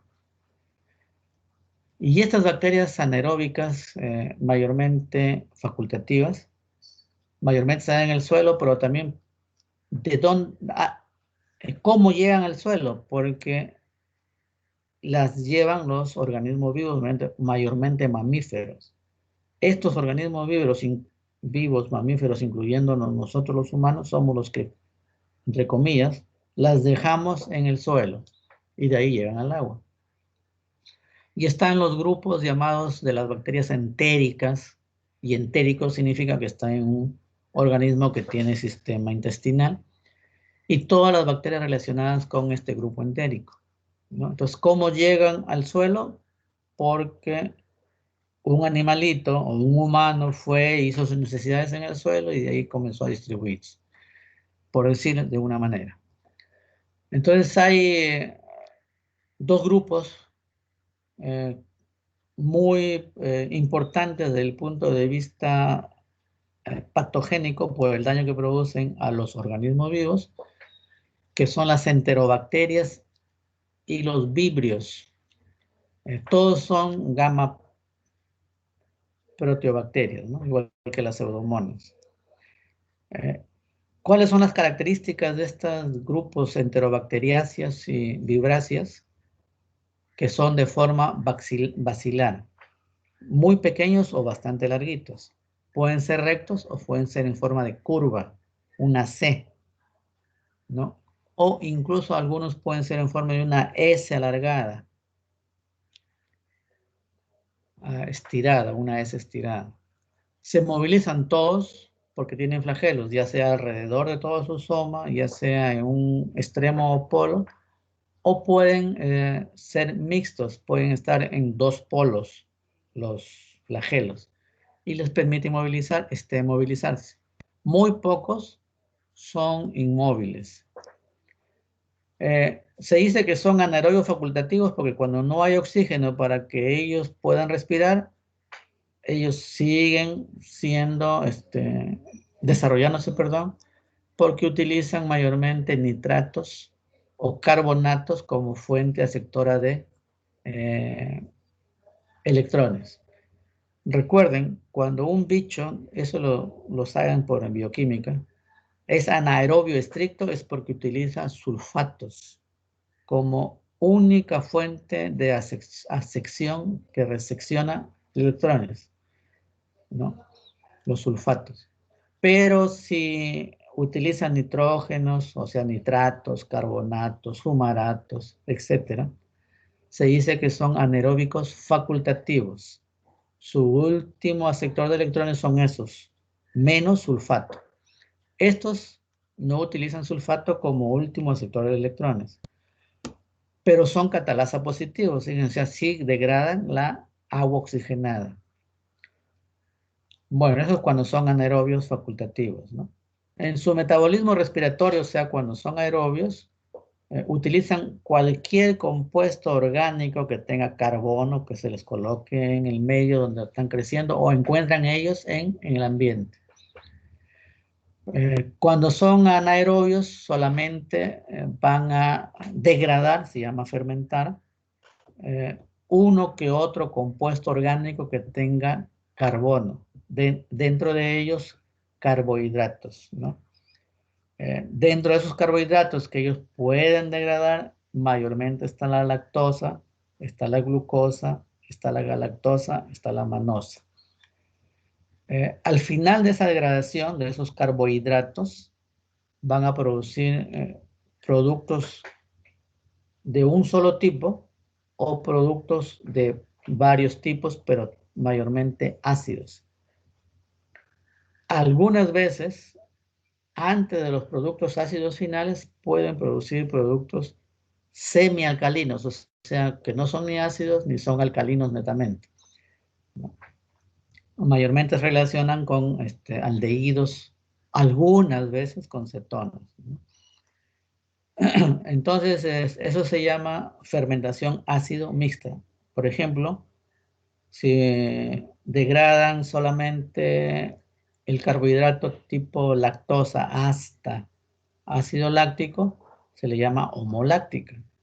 Pero si aparte del ácido láctico produce ácido acético, ácido fórmico, ácido succínico, etc., se le llama fermentación ácido mixta o heteroláctica, ¿no?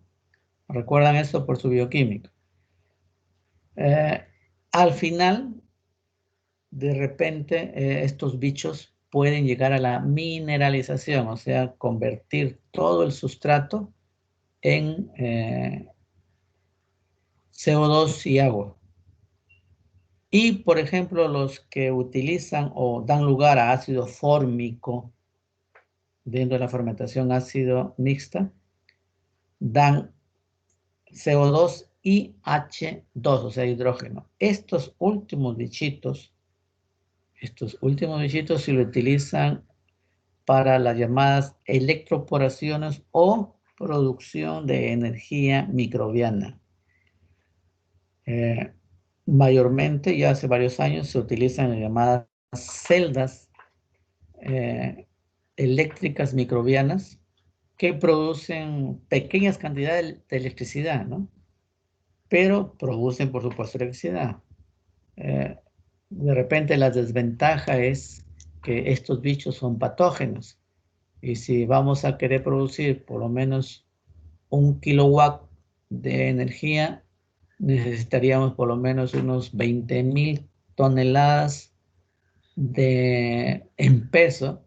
Esto quiere decir una gran cantidad de biomasa de bacterias tipo Escherichia coli que podrían ser patógenos si es que salen de la celda donde ellos están reproduciendo y produciendo hidrógeno para energía eléctrica, ¿no? O sea que no es una alternativa de energía alterna, pero hay algunos, si ustedes pueden leer de repente en biografía, algunos que dicen que es una alternativa a la energía eléctrica, una energía alterna que le llamamos, ¿no? Pero hay que ver las consecuencias que puede traer la utilización de estos bichos, ¿no? Salvo que se le utilice en forma natural, que también están haciendo investigaciones al respecto, es decir, no ponerlas en celdas, en cárceles, en jaulas, sino que la misma naturaleza donde están reproduciéndose, ahí colocar los electrodos para que ellos produzcan energía, ¿no? Ya un poco más natural. Y parece que está dando resultados. Eso es lo que supuestamente, según algunas informaciones, es lo que realizó, no sé si ustedes recuerdan o han leído, Tesla, ¿no? Que producía energía eléctrica natural. Colocaba bombillas eléctricas en el suelo y solitos se prendían, ¿no? Es como cuando bien se coloca en una papa 2 electrodos diferentes, uno que sea ánodo y otro sea cátodo, metales, plaquitas, uno de cobre y otro de aluminio, y se coloca una bombilla en el centro y prende, ¿no? Porque los vegetales tienen energía que cuando pasan por conductos o electrodos dan lugar a energía eléctrica. O sea, solamente que no dura mucho, pues, ¿no?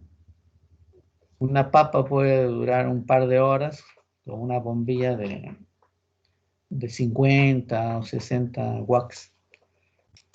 Aunque ahora tenemos las LED que son menos, ¿no? O sea, una papa con una LED puede durar de repente un día entero. Así que hagan la prueba de repente. Ya no estamos pagando a las compañías eléctricas para obtener energía. Bueno, estas facultativas entéricas viven en diferentes tipos de medios, en el agua, en el suelo, en las plantas, y de ahí puede llegar a los seres vivos y causar daño, ¿no? Mayormente está en el intestino.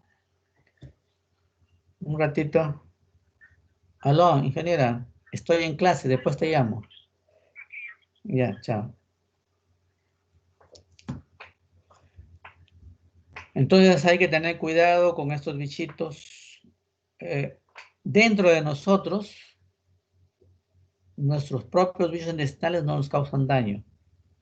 Más bien son benéficos para nosotros porque dan lugar a la vitamina B, que no la producimos por otros sistemas, y a la vitamina K, que es necesaria para la coagulación sanguínea cuando nos cortamos, ¿no?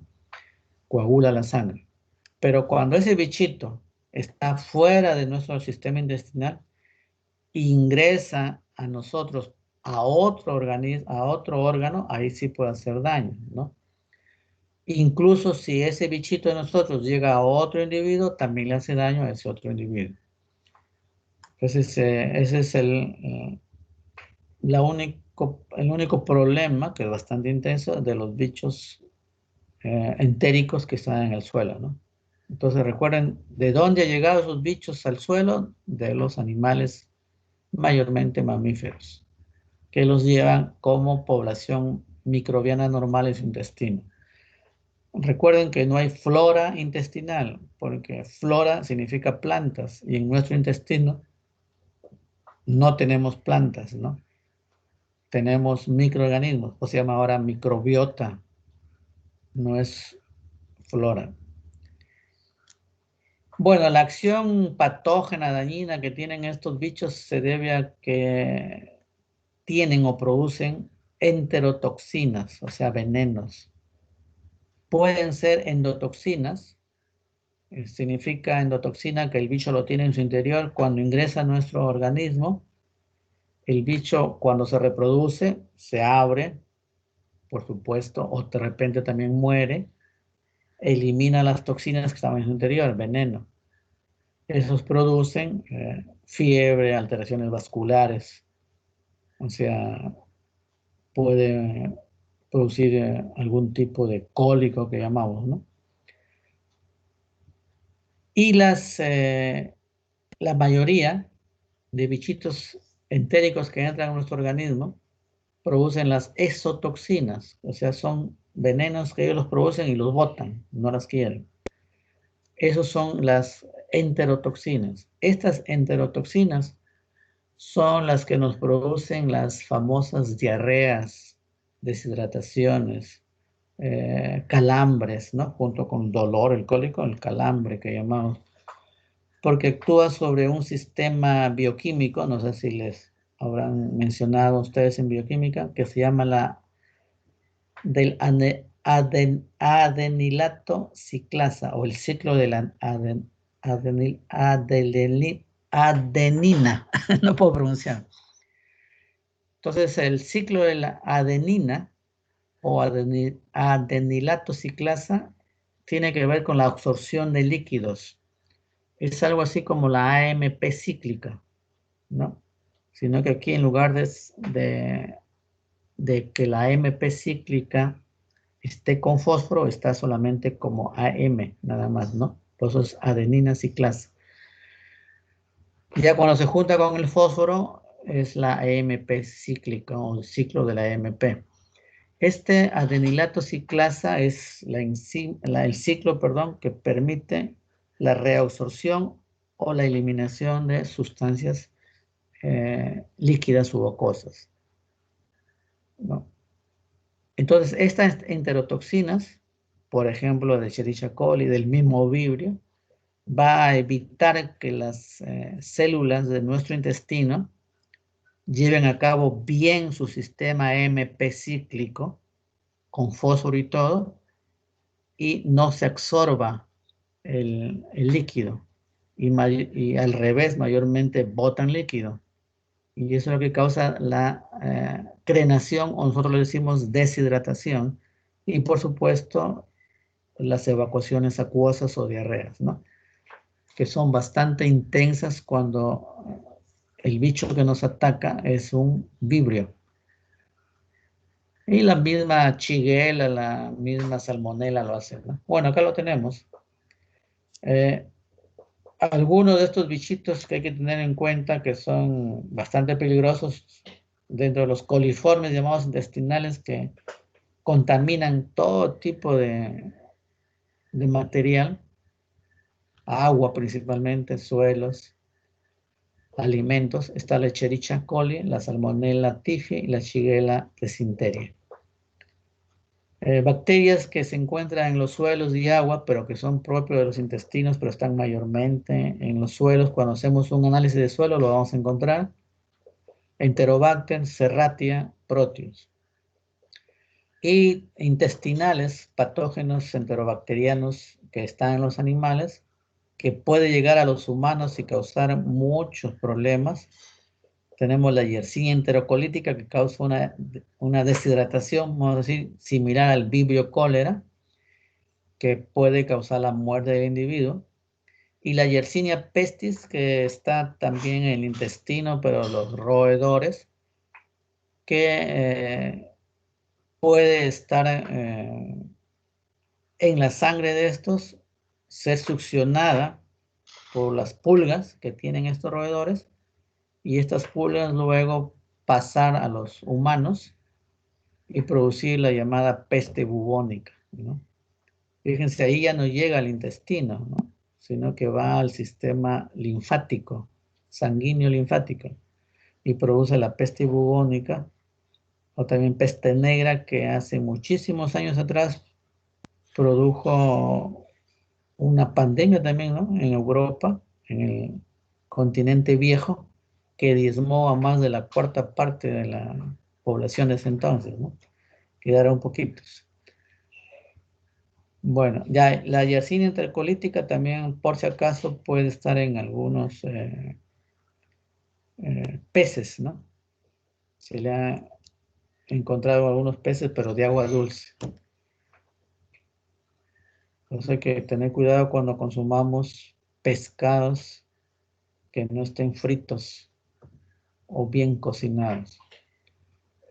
Bueno, acá tenemos algunas características de la Escherichia coli. Forma parte de la población intestinal bacteriana, es comensal, tiene efectos, aquí está lo que le decía, contra el AMP cíclico, adenilato ciclasa, y estimula las células mucosas a bombardear grandes cantidades de cloro a la luz intestinal. Esto trae como consecuencia pérdida de líquido, ¿no?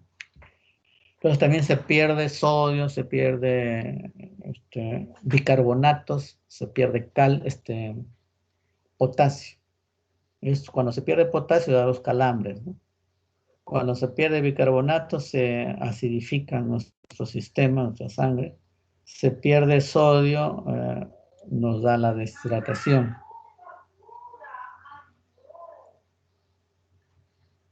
Bueno, nosotros tenemos las salmonelas, son parásitos que también causan infecciones intestinales bastante severos. Son muy comunes, están en todo sitio. Aunque parezca mentira, pueden estar en nuestros sistemas mucosos de la vía respiratoria superiores. Por supuesto que provienen del sistema intestinal. Y muchos asintomáticos que pueden ser cocineros o chef, que le llamamos, pueden tener en sus mucosas las salmonelas, no tifi, ¿no? Puede ser enteritis, y pueden estar, cuando están cocinando, están dejando alguna de estas salmonelas en los alimentos, y el que lo consume puede tener algún tipo de problema gastrointestinal, ¿no? Mayormente les gusta estar en productos de aves, ¿no? En los huevos, en la carne de aves, en las salmonelas, ya sea enteritis, tifi, paratifi. Estas últimas, tifi y paratifi, producen las fiebres tifoideas y paratifoideas, que hasta ahora son bastante peligrosos y causan incluso muerte, ¿no? Mayormente en niños y viejitos, adolescentes también. Producen fiebres muy altas. La fiebre alta es la que da el daño porque desnaturaliza proteínas orgánicas. Hay medicamentos que si se toman a tiempo, antibióticos, pueden inhibir hasta eliminar estas bacterias, ¿no? Otros simplemente, otros medicamentos causan la inhibición temporal. El problema de estas tifi, paratifi, incluso de esta enteritis, es que rápidamente logran obtener resistencia al medicamento que se les está dando para matarlas. Y lamentablemente nosotros a través de toda nuestra vida tomamos antibióticos, perdón, ya sea por recomendación médica o ya sea por nuestra cuenta. Y eso causa que tengamos en nuestras propias bacterias intestinales genes de resistencia a los antibióticos. Cuando ingresan estas salmonelas a nuestro sistema, se intercambian esos genes. Nuestras bacterias propias le dan esos genes a la tifi y a la paratifi y ellas obtienen resistencia a los antibióticos. Cuando se nos da esos antibióticos para matarlas, ya no les hace efecto porque ya saben cómo defenderse. Por eso se dice que no hay que automedicarnos salvo que el médico nos lo recomiende el antibiótico. Y la yersinia, que es la más importante aparte de la enterocolítica, es la pestis, como les dije en un momento atrás, porque da lugar a la peste bubónica, ¿no? Transmitida mayormente por pulgas que succionan la sangre del roedor y luego esta pulga va y nos pica. Y al querer succionar nuestra sangre, está botando las yersinas pestis a nuestro sistema o torrente sanguíneo y linfático. Los vibrios, que son otro tipo de bacterias negativas, curvas o de forma de S alargadas, son bastante importantes porque producen una enfermedad llamada el cólera. Producen una toxina muy potente, enterotoxina, que inhibe totalmente el ciclo de la anelociclasa, adenilato ciclasa, ¿no? O la AMP. Y en poco tiempo, en 8 a 12 horas, produce una crenación o deshidratación intensa que causa la muerte del paciente, ¿no? Entonces hay que tener bastante cuidado cuando ingeramos alimentos o agua que no sabemos de dónde procede. Por eso siempre el agua hay que tomarla hervida, y los alimentos que estén bien cocinados. Mayormente cuando estamos en... Hay problemas de esto cuando estamos en lugares alejados de las ciudades, ¿no? No hay dónde hervir a veces el agua o no podemos cocinar bien los alimentos. Y estamos expensos a el vibrio. Lamentablemente la mayoría de animalitos y a veces algunos humanos tienen ya en sus intestinos, sistemas intestinales, vibrio. Y están eliminando al ambiente, al suelo y después al agua, y la mayoría de aguas, al menos hasta lo que se ha hecho, por ejemplo, allá en Tingo María, los practicantes, incluso tesistas, han encontrado vibrio en las aguas que se utilizan como balnearios, ¿no? Tanto en la alcantarilla como en la cueva de las pavas y en otros sistemas donde se bañan, hay vibrio. Entonces, tomar esa agua, de repente, de casualidad, puede traer consecuencias intestinales mayormente, ¿no? Si se toma en mucha cantidad y hay mucha concentración de estos vibrios, puede causarnos mucho daño. Algunos vibrios, uno que se llama alganilíticus, de algas, alganilíticus y protobacterium, son bioluminiscentes, es decir, tienen enzimas tipo luciferasas que producen cuando se le incide una luz o en la noche, produce destellos de luz, ¿no? Eso se llama bioluminiscencias. Estos genes, mayormente del Proteobacterium, junto con los genes que se obtienen de las luciérnagas, se está colocando en algunos vegetales agronómicos de cultivos de pan llevar, junto a las semillas, para que cuando crezca el vegetal, si una plaga, un insecto u una bacteria o virus quiere atacarlos, el vegetal comienza a destellar luces, ¿no? Bioluminizar. Y eso indica al agricultor, al granjero, que hay una plaga que quiere entrar a sus vegetales para que pueda hacer el tratamiento debido, ¿no? Eso ya son vegetales transgénicos, por supuesto. Muchos de ellos, de los vegetales transgénicos, hasta ahora no tienen ningún problema, ¿no? Porque han pasado más de 20, 25 años de experimentaciones y no se encuentran contaminaciones biológicas, que se llaman. Cuando un transgénico no tiene las pruebas necesarias, los ensayos necesarios, que son por lo menos 15, de 10 a 15 años, para que salga al mercado, lo sacan a los 5, 6 años, 3 años a veces, como los brasileños. Eso es el problema, ¿no? Que puede no estar bien especificado, bien hecho, en otras palabras, el producto transgénico, y va a causar intoxicaciones o contaminaciones biológicas. Ese es el problema de los transgénicos, ¿no? Pero un transgénico bien hecho no debe causar ningún tipo de daño ni al consumidor ni al ambiente. Entonces, por eso se dice que estos bichitos, por ser bioluminiscentes, mayormente por sus genes, tipo luz, LUX, son utilizados como biosensores, ¿no? Y en algunos equipos analíticos para detectar contaminación en el agua.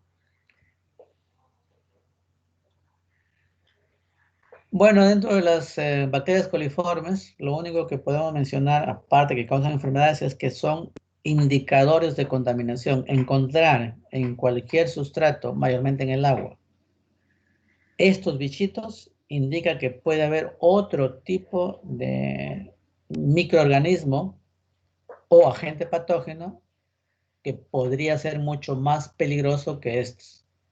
Entonces, los coliformes son utilizados como indicadores biológicos de contaminación. Si se encuentra cualquiera de estos coliformes que hemos mencionado, ¿no? Estamos por acá, Salmonella, Yersinia, Enterobacter, recuerdan que están acá, ¿no?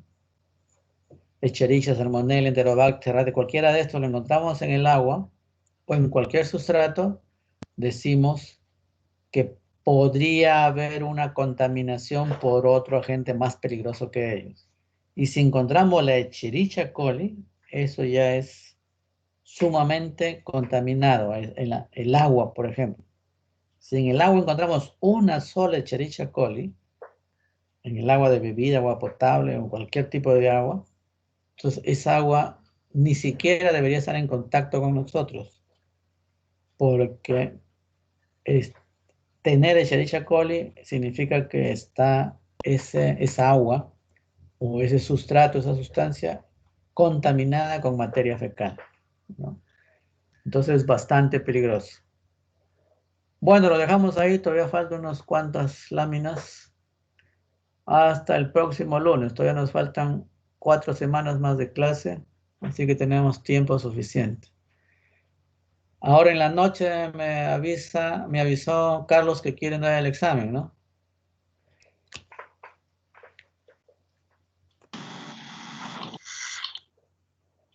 ¿Cómo quieren el examen? Igual que Igual que el que salieron mal. Facilito, profesor. más fácil. Fácil. Que haya posibilidad de aprobar, doctor. Buenas tardes. A las 11 me han dicho, de 11 a 12, ¿no? ¿A qué horas me han dicho? De 10 a 11, profesor. Ah, de 10 a 11. Ya. 11 a 12 mejor, creo. No, muy tarde ya. Tengo que hacer otras cosas. Ya, entonces nos vemos a las 10. Bueno, virtualmente, por supuesto. Ya, ¿cuántas preguntas quieren? 20, 30. Que sea 10 nomás, doctor. 10 nomás. Lo que usted quiera, doctor, pero fáciles todas, por favor, por favorcito. Ya, les voy a preguntar cuál es el segundo nombre del rector. Ya, entonces nos vemos más tarde a las 10. Ya, doctor, Hasta luego, gracias. cuídense. Gracias. Hasta luego, profesor. Hasta luego, profesor. Hasta luego, doctor. Hasta luego, doctor.